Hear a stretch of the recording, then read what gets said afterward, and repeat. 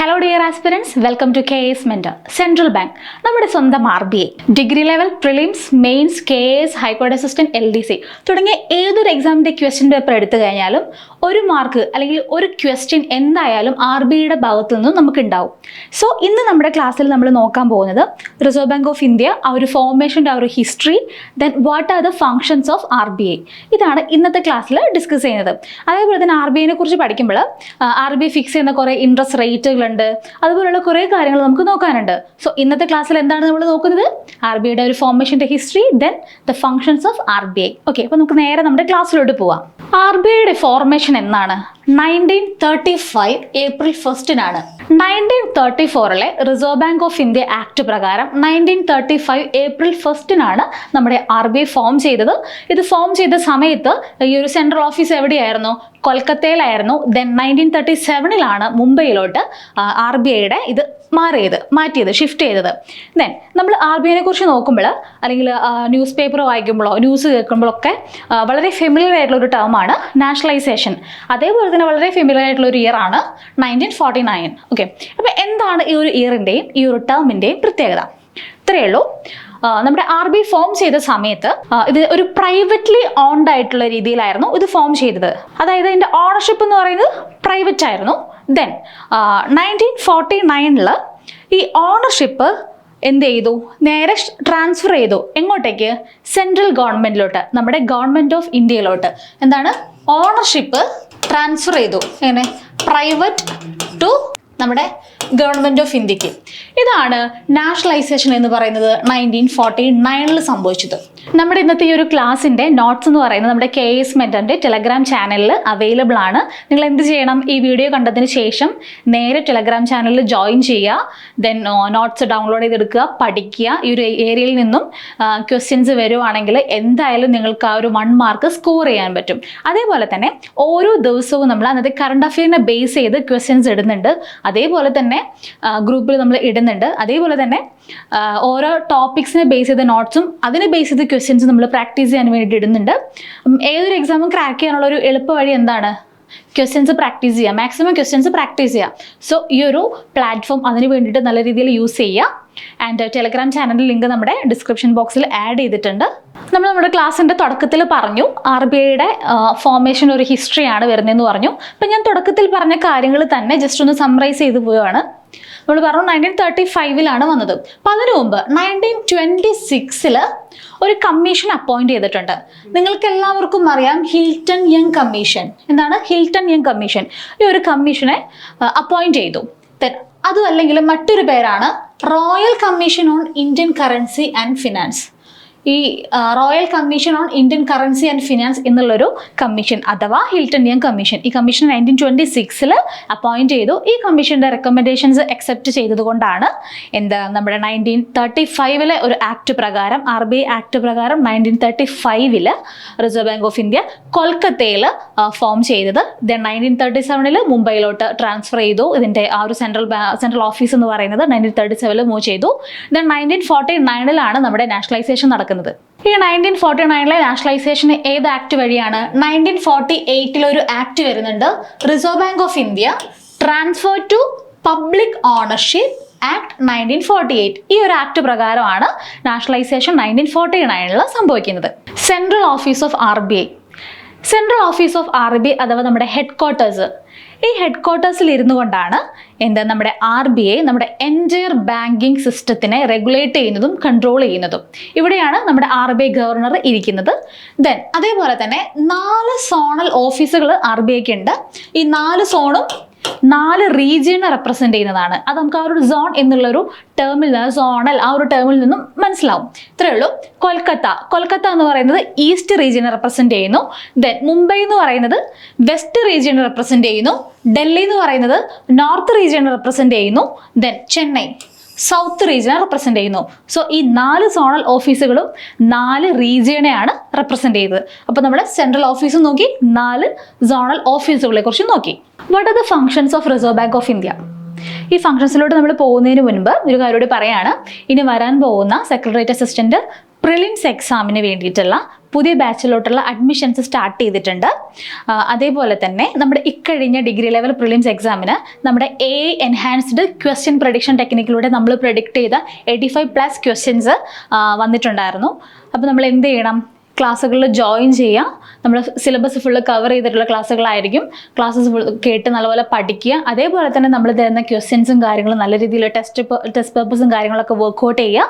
And ഒരു നല്ലൊരു എക്സാമിന് വേണ്ടിയിട്ട്, ഇനി വരുന്ന നല്ലൊരു എക്സാമിന് വേണ്ടിയിട്ട് നല്ല രീതിയിൽ തന്നെ നിങ്ങൾ പ്രിപ്പയർ ചെയ്യാം. ഫസ്റ്റത്തെ ഫംഗ്ഷൻ ആണ് ഇഷ്യൂർ ഓഫ് ബാങ്ക് നോട്ട്. RBIയുടെ ഫംഗ്ഷനെ കുറിച്ച് പറയുമ്പോൾ ഫസ്റ്റത്തെ ഫംഗ്ഷൻ ആണ് ഇഷ്യൂർ ഓഫ് ബാങ്ക് നോട്ട്. മണി എന്ന് പറയുന്നത് എന്താണ്? പ്രിന്റഡും ഉണ്ട്, മിന്റഡും ഉണ്ട്. എന്താണ്? പ്രിന്റഡ് മണിയുണ്ട്, മിന്റഡ് മണിയുണ്ട്. ഈ പ്രിന്റ് ചെയ്യാനുള്ള റൈറ്റ് എന്ന് പറയുന്നത് RBIക്കും മിന്റ് ചെയ്യാനുള്ളത് ഗവൺമെന്റ് ഓഫ് ഇന്ത്യക്കുമാണ്. എന്താണ് ഈ മിന്റ് ചെയ്യുന്നത്? എന്താണ്? നമ്മുടെ കോയിൻസ്. നമ്മൾക്കറിയാം കോയിൻസും കാര്യങ്ങളും ആരാണ്? RBI ആണോ? അല്ല, നമ്മുടെ ഗവൺമെന്റ് ഓഫ് ഇന്ത്യ ആണ് ചെയ്യുന്നത്. അപ്പം ഈ കറൻസി പ്രിന്റ് ചെയ്യാനുള്ള മൊണോപോളി എന്ന് പറയുന്നത് ആർക്ക് മാത്രമേ ഉള്ളൂ? നമ്മുടെ സ്വന്തം RBIക്ക് മാത്രമേ ഉള്ളൂ. പക്ഷെ ഇവിടെ ഒരു എക്സെപ്ഷൻ കൂടി വരുന്നുണ്ട്. അതാണ് 1 rupee note. Okay, 1 rupee note. ഈ 1 rupee നോട്ട്, അപ്പോൾ നമുക്ക് ചോദിക്കും, സ്വാഭാവികമായിട്ടൊരു ഡൗട്ട് വരും, നോട്ട്സ് എല്ലാം പ്രിന്റ് ചെയ്യുന്നത് RBI ആണല്ലോ, then what about 1 rupee note? ഈ 1 rupee നോട്ട് എന്ന് പറയുന്നത് ഗവൺമെന്റ് ഓഫ് ഇന്ത്യ ആണ്. കാരണം എന്താണ്? ഇതൊരു നോട്ടാണെങ്കിൽ കൂടിയും ഇതൊരു എന്താണ്? കറൻസി കോയിൻ ആയിട്ടാണ് ഈ 1 rupee നോട്ടിനെ കൺസിഡർ ചെയ്യുന്നത്. എന്താണ്? ഒരു കറൻസി കോയിൻ ആയിട്ടാണ് ഈ 1 rupee നോട്ടിനെ കൺസിഡർ ചെയ്യുന്നത്. അതുകൊണ്ട് എന്താണ്? ഗവൺമെന്റ് ഓഫ് ഇന്ത്യ ആണ് ഈ ഒരു 1 rupee നോട്ട് ഇറക്കുന്നതിനുള്ള റൈറ്റ് ഗവൺമെന്റ് ഓഫ് ഇന്ത്യക്കാണ് പോയിരിക്കുന്നത്. അടുത്ത ഫംഗ്ഷൻ ആണ് ബാങ്കർ ടു ദ ഗവൺമെന്റ്. നമ്മുടെ ഗവൺമെന്റ് എല്ലാ വർഷവും ബഡ്ജറ്റ് അനൗൺസ് ചെയ്യുന്നുണ്ട്. ഈ അനൗൺസ് ചെയ്ത ബഡ്ജറ്റിൽ അതിന് പുറമെ കുറച്ച് ഫണ്ട് ആവശ്യം വരികയാണ് ഗവൺമെന്റിന്. അപ്പോൾ ആ ഒരു ഫണ്ട് കിട്ടാൻ വേണ്ടിയിട്ട് ഗവൺമെന്റ് എന്ത് ചെയ്യും? ബോറോ ചെയ്യും. അപ്പോൾ നമ്മുടെ ബോറോയിങ് മെക്കാനിസത്തെ കുറിച്ച് ഒന്ന് അറിഞ്ഞിരിക്കണം. നമ്മുടെ ഗവൺമെന്റിന്റെ ബോറോയിങ് മെക്കാനിസം ഇത് ഇന്റേണലി ഉണ്ടാവും, എക്സ്റ്റേണലി ഉണ്ടാവും. ഓക്കെ, ഈ ഇന്റേണലി എന്ന് പറയുമ്പോൾ എവിടെ നിന്നായിരിക്കും ബോറോ ചെയ്യുക? From domestic market. എക്സ്റ്റേണലി എങ്ങനെയായിരിക്കും? From foreign market. ഇനി ഗവൺമെന്റ് സെക്യൂരിറ്റീസ് പ്ലെഡ്ജ് ചെയ്തുകൊണ്ടായിരിക്കും ഈ ബോറോയിങ്സ് നടത്തുക. അപ്പോൾ ഈ ഒരു ഫംഗ്ഷന്റെ കീഴിൽ RBI ഗവൺമെന്റിന്റെ ഇന്റേണൽ ഡെപ്റ്റ് മെയിൻറ്റെയിൻ ചെയ്യുന്നു. ഇനി എങ്ങനെയാണ് ഈ ഒരു പ്രോസസ്സ്? നമ്മൾ പറഞ്ഞു ഗവൺമെന്റ് സെക്യൂരിറ്റീസ് പ്ലെഡ്ജ് ചെയ്തുകൊണ്ടാണ്. ഗവൺമെന്റ് സെക്യൂരിറ്റീസ് ആർക്ക് കൊടുക്കും? RBIക്ക് കൊടുക്കും. RBI ഈ സെക്യൂരിറ്റീസ് എന്ത് ചെയ്യും? സെല്ല് ചെയ്യും. ആർക്ക്? ഇൻവെസ്റ്റേഴ്സിനും മറ്റും വിൽക്കും RBI. ഈ ഇൻവെസ്റ്റേഴ്സിന്റെ കയ്യിൽ നിന്നും മണി തിരിച്ച് കളക്ട് ചെയ്തിട്ട് RBI നേരെ അത് ഗവൺമെന്റിന് കൊടുക്കും. എങ്ങനെയാണ് ഈ ഒരു ബോറോയിങ് മെക്കാനിസം നടക്കുന്നത്? എങ്ങനെയാണ്? സെക്യൂരിറ്റീസ് ഗവൺമെന്റ് RBIക്ക് കൊടുക്കുന്നു, RBI അത് ഇൻവെസ്റ്റേഴ്സിന് സെല്ല് ചെയ്യുന്നു, എന്നിട്ട് അവരുടെ കയ്യിൽ നിന്നും കിട്ടുന്ന പൈസ എടുത്ത് നേരെ തിരിച്ച് ഗവൺമെന്റിന് കൊടുക്കുന്നു. ഇതാണ് ഈ ഒരു ബോറോയിങ് മെക്കാനിസം നടക്കുന്നത്. Bankers bank or banker to bank. RBIയുടെ ഈ ഒരു ഫംഗ്ഷനിൽ എന്താണ് RBIയുടെ റോള്? നമ്മുടെ കൊമേഴ്ഷ്യൽ ബാങ്ക്സിന് ഏതെങ്കിലും ഒരു സമയത്ത് കുറച്ച് ഫണ്ട് എമർജൻസി ആയിട്ട് അവർക്ക് ആവശ്യമാണ്, പെട്ടെന്ന് അവർക്ക് ആവശ്യം വരികയാണ്, അവരുടെ കയ്യിലുള്ള പൈസ തികയാതെ അവർക്ക് പെട്ടെന്ന് കുറച്ച് പൈസ ആവശ്യമാണ്. അപ്പോൾ ഈ ഒരു സമയത്ത് നമ്മുടെ RBI എന്ത് ചെയ്യും? RBI അവരെ ഹെൽപ്പ് ചെയ്യുന്നു. അതേപോലെ തന്നെ മറ്റൊരു കാര്യമാണ് ഈ കൊമേഴ്ഷ്യൽ ബാങ്ക്സിന്, ഷെഡ്യൂൾഡ് കൊമേഴ്ഷ്യൽ ബാങ്ക്സിൻ്റെ മറ്റും റിസർവ്സ് എന്ത് ചെയ്യുന്നു? RBI ഹോൾഡ് ചെയ്യുന്നു. അവർക്ക് ആവശ്യമുള്ള സമയത്ത് പെട്ടെന്നൊരു സിറ്റുവേഷൻ വരുമ്പോൾ, ഒരു ഫിനാൻഷ്യൽ ക്രഞ്ച് വരുന്ന സമയത്ത് അവർക്ക് ഫണ്ട് കൊടുത്തുകൊണ്ട്, മണി കൊടുത്തുകൊണ്ട് അവരെ ഹെൽപ്പ് ചെയ്യുന്നു. ഇതാണ് ബാങ്കർ ടു ബാങ്ക് എന്നുള്ള രീതിയിൽ RBIയുടെ ഫംഗ്ഷൻ. നമ്മളിപ്പോൾ പറഞ്ഞ ആ ഒരു ഫംഗ്ഷനോട് തന്നെ ഏറ്റവും റിലേറ്റ് ചെയ്ത് കിടക്കുന്ന മറ്റൊരു ഇതാണ് ലെൻഡർ ഓഫ് ലാസ്റ്റ് റിസോർട്ട്. ഈ ഷെഡ്യൂൾഡ് കൊമേഴ്ഷ്യൽ ബാങ്കുകൾക്ക് പെട്ടെന്ന് ആവശ്യം വരുവാണ്. അപ്പം ഏറ്റവും അവസാനത്തെ ഒരു സഹായം എന്നുള്ള രീതിക്ക് നമ്മുടെ ആരെ അപ്രോച്ച് ചെയ്യാൻ പറ്റും? RBIനെ അപ്രോച്ച് ചെയ്യാൻ പറ്റും. ഈ ഒരു ഫണ്ടും കാര്യങ്ങളും ആവശ്യം വരുന്ന സമയത്ത് അവസാനത്തെ ഒരു ആവശ്യം എന്നുള്ള നിലയിൽ RBIനെ അപ്രോച്ച് ചെയ്യുന്നു. അവർ ഫണ്ട് കൊടുത്ത് ബാങ്ക്സിനെ ഹെൽപ്പ് ചെയ്യുന്നു. നമ്മുടെ ഇന്ത്യൻ കറൻസിയുടെ എക്സ്റ്റേണൽ വാല്യൂ സ്റ്റെബിലൈസ് ചെയ്യുക. അതേപോലെ തന്നെ എന്ത് ചെയ്യുന്നു? നമ്മുടെ ഫോറിൻ കറൻസീസിൻ്റെ റിസർവ്സ് മെയിൻറ്റെയിൻ ചെയ്യുക. ദെൻ എക്സ്ചേഞ്ച് റേറ്റിനെ സ്റ്റെബിലൈസ് ചെയ്യുക. ഈ ഒരു പ്രധാനമായിട്ടും ഈ 3 കാര്യങ്ങളാണ് custodian and manager of foreign exchange reserve എന്നുള്ളൊരു റോളിൽ അല്ലെങ്കിൽ എന്നുള്ളൊരു ഫംഗ്ഷനിൽ RBIയുടെ റോൾ എന്ന് പറയുന്നത്. എന്തൊക്കെയാണ് ഈ 3 കാര്യങ്ങൾ? എന്തായാലും ഓർത്ത് വെക്കണം. എന്തൊക്കെയാണ്? ഇന്ത്യൻ കറൻസിന്റെ എക്സ്റ്റേണൽ വാല്യൂ സ്റ്റെബിലൈസ് ചെയ്യുക, ദെൻ നമ്മുടെ ഫോറിൻ കറൻസിയുടെ റിസർവ്സ് മെയിൻറ്റെയിൻ ചെയ്യുക, ആൻഡ് എക്സ്ചേഞ്ച് റേറ്റ് എന്ത് ചെയ്യുക? സ്റ്റെബിലൈസ് ചെയ്യുക. അതിന് കുറച്ച് ടേംസ് ഞാൻ പറയുകയാണ്. Inflation, CRR, SLR, open market operation, ഇത്തരത്തിലുള്ള ടേംസും കാര്യങ്ങളൊക്കെ നിങ്ങൾ ന്യൂസ് പേപ്പറിൽ നിന്ന് ഡെയിലി അല്ലെങ്കിൽ നിങ്ങൾ എവിടെയെങ്കിലും ഇത് കേൾക്കുമ്പോഴൊക്കെ ഡെയിലി നിങ്ങൾക്ക് കേൾക്കുന്ന കാര്യമാണ്.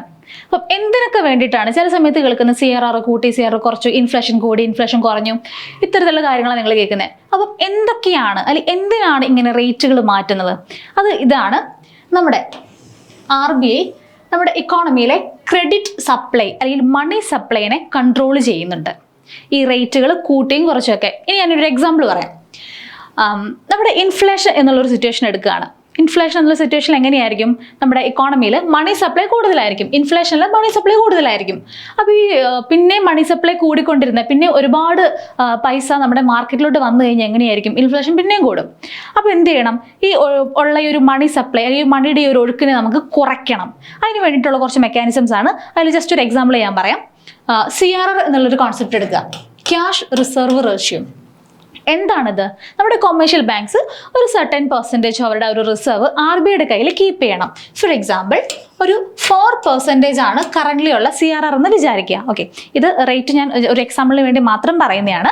ഈ ഒരു 4% എന്ന് പറയാം. അപ്പോൾ ഈ ഒരു 4% ഈ നമ്മുടെ കൊമേഴ്ഷ്യൽ ബാങ്കിൻ്റെ കയ്യിൽ നിന്നുള്ള റിസർവ്സിൽ 4% എന്ത് ചെയ്യണം? അവർ RBIയുടെ കയ്യിലോട്ട് മാറ്റി വെക്കണം. അപ്പോൾ ഈ മാറ്റി വെച്ച പൈസയ്ക്ക് ശേഷം ബാക്കി എന്താണോ അവരുടെ കയ്യിലുള്ളത് അതേ അവർക്ക് മാർക്കറ്റിലോട്ട് അല്ലെങ്കിൽ പബ്ലിക്കിന് ലെൻഡ് ചെയ്യാൻ സാധിക്കുകയുള്ളൂ. ഇനി ഇൻഫ്ലേഷൻ്റെ സമയത്ത് ഇനി നമ്മുടെ RBI ഈ CRR ഈ ഒരു 4-ൽ നിന്നും ഒരു 6-ലോട്ട് കൂട്ടിയെന്ന് വിചാരിക്കുക. ഓക്കെ, അപ്പോൾ എന്താണ് സംഭവിക്കുക? നമ്മുടെ ഗവൺമെൻറ്റിന് നമ്മുടെ RBIക്ക് എന്ത് ചെയ്യാൻ പറ്റും? കൂടുതൽ പൈസ RBIയുടെ കയ്യിൽ നമ്മുടെ കൊമേഴ്ഷ്യൽ ബാങ്ക്സിന് കീപ്പ് ചെയ്യേണ്ടി വരും. അപ്പോൾ കൂടുതൽ പൈസ കീപ്പ് ചെയ്യുമ്പോൾ വളരെ കുറവ്, നേരത്തെ ലെൻഡ് ചെയ്തതിൽ നിന്നും കുറച്ചും കൂടി കുറവ് പൈസ മാത്രമേ മാർക്കറ്റിലോട്ട് അല്ലെങ്കിൽ പബ്ലിക്കിന് ലെൻഡ് ചെയ്യാൻ പറ്റുള്ളൂ, ഗവൺമെൻറ്റിന് കൊടുക്കാൻ പറ്റുള്ളൂ. അപ്പോൾ സ്വാഭാവികമായിട്ടും കുറച്ച് പൈസയെ കൊടുക്കാൻ പറ്റുള്ളൂ എന്ന് പറയുമ്പോൾ അവിടെ ഒരു മണി സപ്ലൈ എന്തായിരിക്കും? കുറവായിരിക്കും. മണി സപ്ലൈ കുറയുമ്പോൾ നമുക്ക് എന്ത് ചെയ്യാൻ പറ്റും? ഇപ്പോൾ ഹൈ ആയിട്ട് നിൽക്കുന്ന ഇൻഫ്ലേഷൻ നമുക്ക് പതിയെ കുറച്ച് കൊണ്ടുവരാൻ പറ്റും. ഓക്കെ, ഈ ഒരു ഫംഗ്ഷനാണ് RBI ഓരോ റേറ്റുകൾ കൂട്ടി കുറച്ചു എന്നുള്ള രീതിയിൽ എന്ത് ചെയ്യുന്നത്? നമ്മുടെ മണി സപ്ലൈനെ, നമ്മുടെ ഇക്കോണമിയിലെ മണി സപ്ലൈനെ കൺട്രോൾ ചെയ്ത്, മണി സപ്ലൈ കൂട്ടിയും കുറച്ചും ചെയ്ത് നമ്മുടെ ഫിനാൻഷ്യൽ സിസ്റ്റത്തിനെ മെയിൻറ്റെയിൻ ചെയ്ത് കൊണ്ടുപോകുന്നത്. ഓക്കെ, അപ്പോൾ ഈ ഒരു കൺസെപ്റ്റ് ക്ലിയർ ആയല്ലോ. അപ്പോൾ നമ്മുടെ RBIയുടെ ബേസിക് ഫങ്ഷൻസ് എന്ന് പറയുന്നത് എത്രയാണ്? ബേസിക് ആയിട്ട് നിങ്ങൾ എന്തായാലും അറിഞ്ഞിരിക്കേണ്ട കാര്യങ്ങൾ എന്ന് പറയുന്നത് ഇതാണ്. ഞാൻ നമ്മുടെ ക്ലാസ്സിൻ്റെ തുടക്കത്തിൽ പറഞ്ഞതുപോലെ തന്നെ ഈ ക്ലാസ്സിൻ്റെ നോട്ട്സും കാര്യങ്ങളും നമ്മുടെ ടെലഗ്രാം ചാനലിൽ ഉണ്ടാവും. അതേപോലെ തന്നെ നമ്മുടെ degree mains SI, LSGS, Kerala bank assistant manager, ഈ മെയിൻസിൻ്റെ ബാച്ചസ് ഓൾറെഡി റണ്ണിങ് ആണ്. നിങ്ങൾക്ക് കൂടുതൽ എന്തെങ്കിലും ഡൗട്ട്സും കാര്യങ്ങളൊക്കെ ഉണ്ടെങ്കിൽ നമ്മളെ കോൺടാക്ട് ചെയ്യുക. RBIയെ കുറിച്ച് കൂടുതൽ എന്തെങ്കിലും കാര്യങ്ങൾ അറിയണമെന്നുണ്ടെങ്കിൽ എന്ത് ചെയ്യുക? നമ്മുടെ കമൻറ്റ് ബോക്സിൽ കമൻറ്റ് ചെയ്യുക. സോ ഇനി മറ്റൊരു വീഡിയോ ആയിട്ട് നമുക്ക് കാണാം. Thank you. Bye-bye.